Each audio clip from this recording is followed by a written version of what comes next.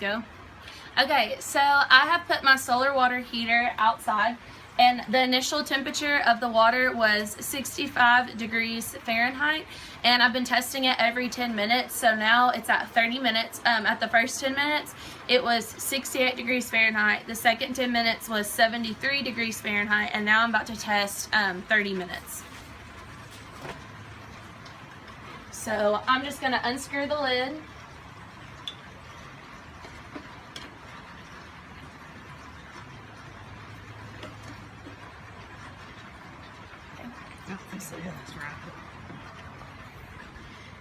Okay, and it is right at about 78 degrees Fahrenheit. So that's been after 30 minutes, and I'm going to test it all the way up into an hour, so every 10 minutes, and I'll record my data on my lab report.